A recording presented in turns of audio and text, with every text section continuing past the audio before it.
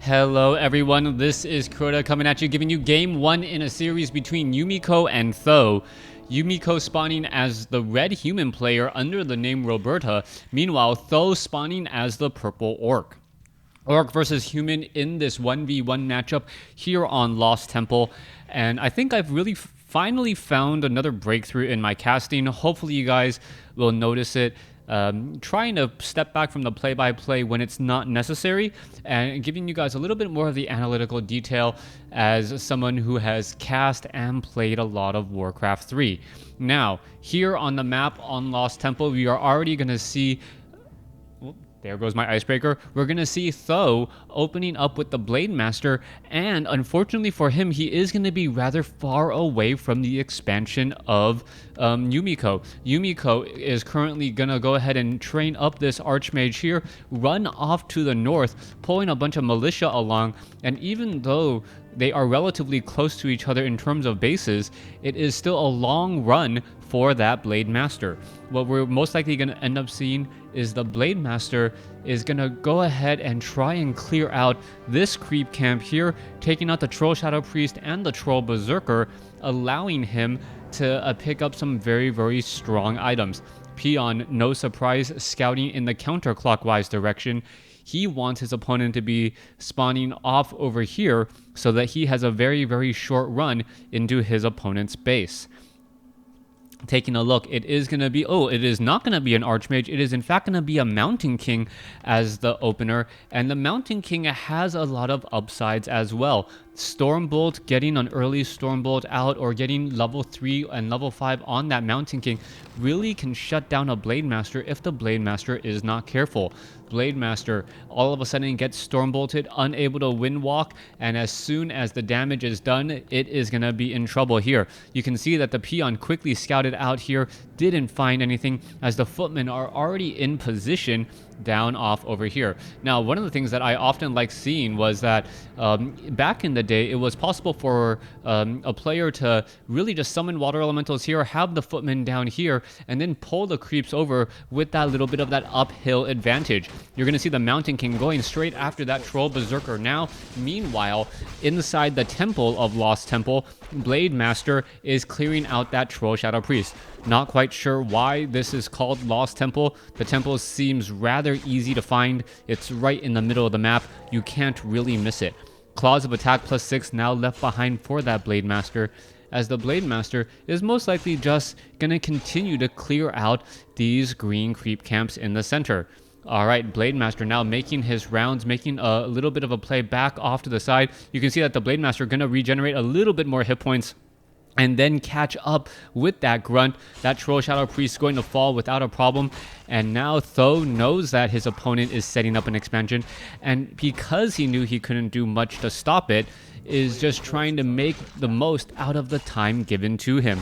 Let's see what other item will be left behind. It is a Ring of Protection +2. Not altogether that useful for the Blademaster. He will most likely be selling that item a little bit later. Now, we can see that the Blademaster is going to be coming across over here, and based on the timing of when the Blademaster shows up, Yumiko has a good idea of where his opponent is. You can see a Voodoo Lounge is being built off over there, and that is really just building in your opponent's front yard, so to speak, as that is going to be a bit of a problem. All right, poor peasant already suffering a bit of damage. Are we going to see perhaps a killing blow by a grunt? The footman doing a great job protecting that one particular peasant. That peasant is low on life, but the rest of the other peasants now falling as well. All of a sudden, Yumiko is in a bit of trouble as the Blademaster has gotten a number of easy kills on unsuspecting peasants. Meanwhile, you can see the militia are now making their way over. Can this Blademaster get off another shot? No, he does not want to, as he does not think that is going to work. Is the Blademaster going to try to push in? Yes. Break out. Oh, he is unable to push the grunt out of that surround as it was stunned, and the Blademaster ends up getting surrounded. This could be bad news, and yes, it is bad news, as Yumiko takes down the Blademaster at level 2. It means it is going to be a long resurrection time, and on top of that, he has scouted out his opponent's Voodoo Lounge. Grunt now attempting to hide over here at the Fountain of Health. One Grunt is already there. You can see that the Mountain King gonna do a little bit of chasing, and the Fountain of Health is a very key part of the Orc strategy versus human on this map. Yes, the Voodoo Lounge will get taken out. It does mean that healing salves are not going to be available for quite some time, but with the use of the fountain here in the center portion of the map, it is essentially free healing salves, as it does heal based on a percentage. Alright, the Grunts now need to run back here. You can see an Arcane Vault now coming into completion, and with that Arcane Vault, Mountain King may be able to pick up some easy clarity potions and perhaps Stormbolt down another Grunt. I don't believe the Mountain King wants to use the mana to Stormbolt another Grunt unless the Footmen are in position, and there it goes, and we could see a surround onto this one unsuspecting Grunt. Yes, that Grunt pretty much saw that Stormbolt coming from a mile away. He knew he couldn't get away, as the higher hit point Grunt was taken out. So far, Th000 is in a bit of trouble. You can see that we are at a bestiary. We can also see that we have a double bestiary strategy, so it could be either double raiders or it could be Wind Riders. Both of those strategies do work out well, and the reason why he's able to go for double bestiary instead of Spirit Lodge is that the lack of the Archmage means that casters are not going to be nearly as strong. Without Brilliance Aura on those sorceress will soon find themselves out of mana after just 2 to 3 casts of slow. And with that, with 2 to 3 casts of slow, all of a sudden those sorcerers just become almost ineffective riflemen at that point, as they are rather expensive, especially if they are not able to cast slow. Coming back around, you can see one poor farm gonna get taken out here by Yumiko. However, the Footman and Mountain King coming in from the north, is it gonna be able to get the kill? Is it gonna be able to stop this farm from getting taken down? No, it is not. The random number generator, the Grunts, able to deal enough damage there as a Stormbolt goes down on a Grunt once more. Poor Blademaster now coming in, but what is going down here? We can see Wind Riders have shown up to the party just in time to see there is a guard tower. That is going to be very, very painful for them, as you can now see that the Footmen are pretty much unable to run back. All right, the guard towers now, or the Footmen now taking a bit of damage, and you can see the Wind Riders, if they position themselves off to the north, could have perhaps taken down one of these guard towers, or the guard tower that was being upgraded at that moment. All right, back off to the north though, there is a lot of towers here. As we can see, we are upgrading to keep double Wind Riders with a third Wind Rider on the way. With those peasants coming in for repairing, it is going to be difficult for the Wind Riders to really get anywhere. Perhaps the Blademaster and the Wind Riders going to take down this barracks instead, as more guard towers are coming in from Yumiko. Now, Yumiko needs to figure out what is the better option. Is it better to try and put pressure on Yumiko, or is it perhaps better to force him to build a whole bunch of towers that may not get constructed? And if he's able to do exactly that, force a whole bunch of towers that are not going to be constructed or not going to be used, that would actually put him very, very much ahead. You can see another guard tower has been taken down there, but the Wind Riders could easily change things around and then go after creep camps.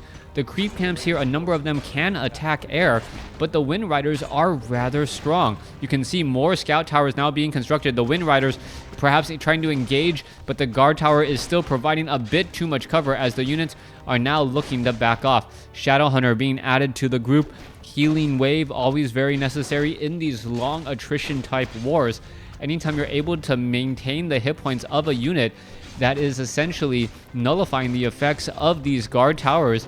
And as the Wind Riders are now just looking to poke apart the bases, is it going to be able to get a quick kill here? It looks as though one guard tower does get taken down. Raiders are now showing up, and as you remember, the Raiders do have medium armor, making them much more proficient at taking the piercing damage from those guard towers. All right, let's take a look. Units are all running back now. Wind Riders are now back off over here as well. Healing Wave, healing up the rest of the units. And we should be seeing perhaps a bit of an engagement here in just a second. Raiders now looking to engage. One Footman already down. 4 more Footmen left. Footman Frenzy as the Blademaster now gets to level 3. Blademaster at level 3. Is he going to be able to save a Raider? No, he is not. A lot of damage is still being dealt to the poor ground units. But if he can somehow keep them alive, that would be absolutely huge. If he can perhaps keep this low hit point grunt alive in the backfield, that should be enough, as more and more peasants are taking a bit too much damage. There goes another, as the Blademaster now going toe-to-toe, so to speak, with the help of Wind Riders. All right, healing wave also coming in as well. You can see another guard tower. Oh, one more blast from the attacks are going to finish it off. There you have it again. As a Stormbolt goes down onto a Raider, the Raider needs to get healed. Does not get healed, perhaps out of mana. Yes, out of mana on the Shadow Hunter, as the Blademaster is still pushing very heavily inside the base. Clarity Potion was used, as the Blademaster going to hang around here for a little bit of time. Wind Riders now making their way off to the north side of the main base, and it looks like they are on the hunt for peasants again, and it's going to be some easy peasant kills. No, instead, that poor peasant going to go ahead and repair more guard towers. We're currently sitting at 6 Wind Riders. 6 Wind Riders against the double economy, and Yumiko really starting to pump out Riflemen. Riflemen are not upgraded though, still sitting at 0-0. And are we going to perhaps now see a transition into Raiders? Raiders would be a very safe call at this point, but no, he's instead going to go ahead and go after the economic game, trying to take that back. Yumiko, currently sitting on 2 bases, has the superior economic game, and they are both sitting in the same upkeep, so both of them harvesting about 7 gold a second versus 14 gold a second. That is going to be a very big difference, as we're looking at 56 over 60 by Purple and 58 over 60 by Yumiko. Yumiko getting the right composition of units, should be able to fight this off here in just a second. Does he have long-range rifles? I gotta believe so. He is just now starting to research it. That is actually going to be a bit of a shell shocker for Yumiko, as the range on Rifleman is rather low. If he tries to get within range, he will definitely be within range of the Wind Riders instead, and the Wind Riders do deal a bit more damage just because I guess they have gravity working on their side. But 36 to 44, even though they are unarmored units. Riflemen seen at 18 over 24, average damage of 21. Meanwhile, let's take a look at the Wind Riders. Wind Riders average damage of, I believe, 39 to 40. Almost double the effectiveness here, even though the human player does have mass numbers. All right, quality over quantity, so to speak, as the Rifleman is keeping track, or being kept track of, by that Blademaster. Paladin is in play. Mountain King is still seen at level 3. Blademaster looking to perhaps join in on the fight, unable to do so, as the Fountain of Health and now the Wind Riders going after this Null Overseer creep camp. All right, Blademaster rushing head on into a platoon of Riflemen, and those Riflemen are just too much of a problem. The Blademaster does need to back off here. There's Dust of Appearance. There's Stormbolt onto the Blademaster. Blademaster may not be able to get away if he's uncareful, and wow, down to 62 hit points he goes. He is definitely going to need to heal back up at this Fountain of Health, which means that he is not going to be able to defend his own expansion that is not yet completely at fruition. All right, Riflemen coming over, going to quickly run in and then pelt this Great Hall to death. Yes, all of that piercing damage, more than enough to deal with this Great Hall, as this Great Hall looks like it was canceled. Rifleman still doing a little bit of a chase. It looks as though that poor peasant will get taken down, and after so long, we can see that Yumiko still has the advantage. He has the economic advantage with the additional base, and I believe he is about tied in terms of overall advantage, as Yumiko is sitting at... No, Yumiko is still sitting at a town hall. Wow, so still sitting at a town hall. Meanwhile, no, not Yumiko. Yumiko sitting upgrade to a castle. Th000 sitting at a town hall. Let me rephrase this. Yumiko sitting at a town hall at his main base, and now getting castle at his natural. Meanwhile, let's take a look back over here. The main building was taken out, and you're going to have a bit of that walk of shame to try and stay even, economically speaking. All right, Raiders now making their way off to the left. Are they going to perhaps run inside here and be able to deal any serious damage as the Blademaster now runs off to the north? Blademaster going to go ahead and try and challenge this here, but it's way too many riflemen as the Blademaster just breaks a windwalk strike, deals 70 damage, and then has to windwalk again. He himself losing about 100 hit points in a matter of seconds. All right. Blademaster still wandering around. You can see that the Paladin is back in play with Ivory Towers. That is going to be important. And we can see right now that the Wind Riders and the Raiders are just doing a great job. Shadowhunter now sitting at level 4, so the hero advantage definitely belonging to Orc, but can they really make anything of it? Level 3, level 1 against 2 level 4s. That is not too difficult of a fight, but the units do counter those Wind Riders. Not enough Raiders at all, and with not enough Raiders to handle the Wind Riders, or handle the Riflemen are just going to absolutely fall apart to all of the other units. All right, let's take a look at this back over here. All the units are once again on the run, and no Stormbolt onto the Blademaster as the Blademaster able to flee away again. Blademaster now looking to go after the Paladin. Paladin now taking some more damage. Stormbolt should be coming in. There it is, and there it goes. Stormbolting onto that one poor unsuspecting Paladin. Not quite sure why they didn't use the... Wait, no, never mind. He has a full potion of invulnerability, not wanting to use that. He wants to use that in a prolonged fight here, as we are now looking at the Raiders still trying to reinforce. All right, Rifleman doing a lot of focus firing, a lot of damage being dealt. Raider now being backed off here. Is he going to be able to make it? It looks like he will, and a fairly decent trade, trading a Rifleman and a Grunt for each other, as the Blademaster now gets a Cyclone up on the Mountain King. Blademaster finally uses that potion of invulnerability, takes down the Paladin at level 1. May try and take down the Mountain King. No, Mountain King has a potion of invulnerability up for himself. As you can see, a healing wave now going down. All right, Raider down to 5 hit points. There it goes. Not long for life. Meanwhile, can the Blademaster finish off this one Mountain King? Mountain King down to 261 hit points. I believe he did get Holy Lighted just a moment ago, as we are now looking at the Mountain King sitting at 50 some odd mana. All right, Blademaster still looking to hold on to this fight. Th000 is very strong, but even in this matchup, this is the second time he's lost his hero to his opponent. Level 4 Blademaster falls again, which means that Yumiko or Roberta, however you want to call him, is going to have free reign to try and just go anywhere. All right. Let's take a look at this. Wind Rider now making their way down. Are they going to be able to stop the mining? That is still the question. Meanwhile, down over here, you can see that the Orc has continued to reestablish that mine, and this is still not looking good. Yumiko needs to figure out a way to stop these Wind Riders from just tearing apart all of the units in the backfield. All right, let's take a look at this. Shadowhunter sitting at level 4. Shadowhunter should not get to level 5 unless the... he should not get to level 5, or should be extremely close, since that's the only unit that will be really gaining experience. Back down over here. All right, let's go ahead and do a little bit of a chase. Rifleman, Paladin. Where is that Mountain King? Wind Rider is off over here as well. That is a lot of Wind Riders, but Wind Riders versus Rifleman, and the Rifleman will just pretty much win that fight, especially when you have even supply. All right, Wind Riders need to go ahead and perhaps engage. Are they going to be able to do exactly that?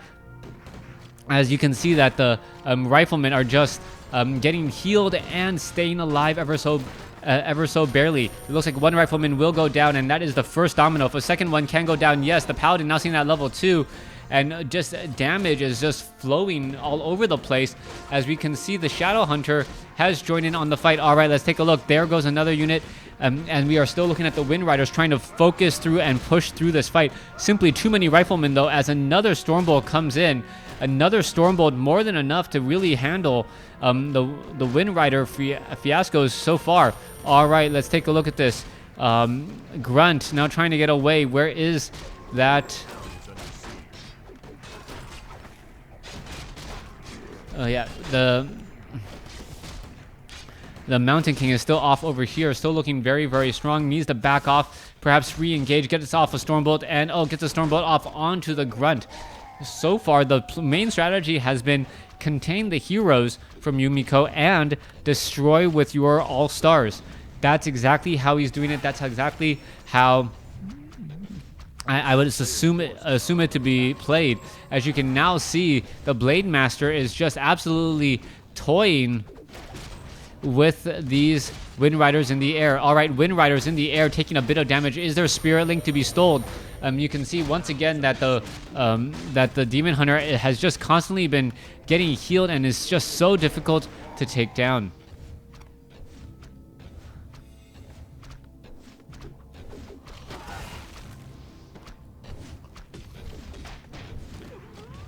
All right, let's take a look at this down over here.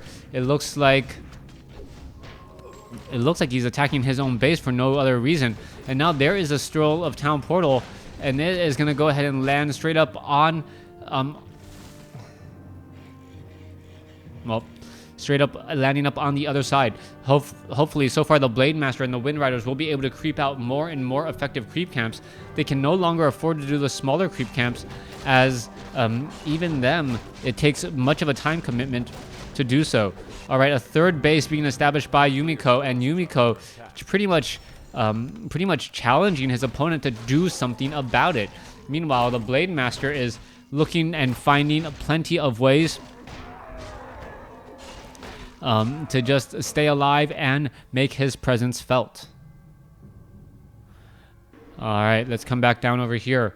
We can see that there is a new expansion here at what I'll call the 7 o'clock position. It is relatively heavily guarded. And now here we go in a bit of an engagement. Peasant now trying to run ahead. Is he going to be able to do so? No, it is not. There's a whole bunch of guard towers there. And the Blademaster realizes this as soon as he gets close enough to the guard tower that that is not a position he wants to really be in.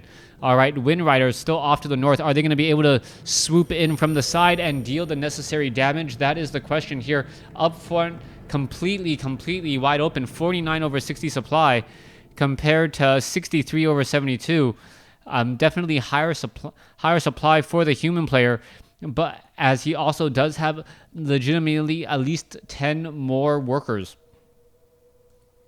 All right, Wind Rider still wandering off to the north here. Shadowhunter sitting at level 5. Not quite sure why it has it has Unholy Aura. Blademaster now sitting at level 5 as well, I believe. Yes, level 5 Blademaster, level 5 Shadowhunter. Are we going to see Big Bad Voodoo, which is something that I rarely ever get to see in a professional StarCraft 2 game. Big Bad Voodoo, a way to make everyone on your team invulnerable while you're channeling it. Extremely helpful, especially if you're trying to dive a tower. All right, let's go ahead and continue to move along its merry way. Orc Burrows, all in position to try and defend this back line here, and I think it's actually working out fairly well, but Yumiko is no slouch. Off over here at the 3 o'clock location, we can see another expansion has been placed down, but that expansion is just operating at capacity, standard capacity there, maybe even needing an extra 1 or 2 peasants. In comes a peasant here, and the peasant is really just going to spot this, perhaps build a scout tower, knowing that if the peasants come off the gold line, that is still going to be gold lost.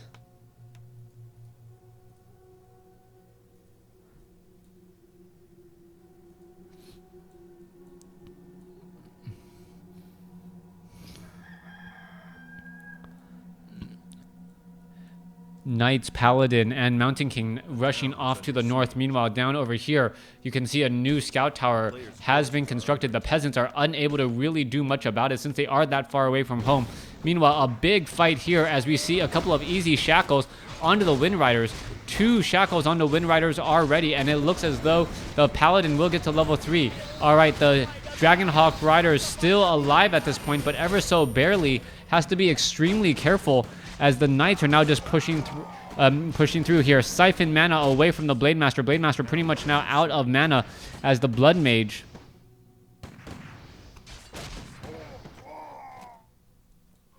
still offering his support to the Mountain King. All right, let's take a look at this.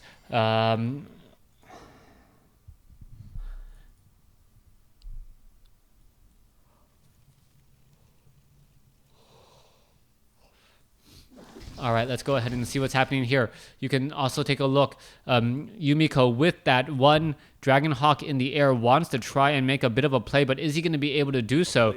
Back off over here, you can see that he's going to try and push a bit of a base here, and there is the GG. Yumiko takes game one, though losing game one while using Orc.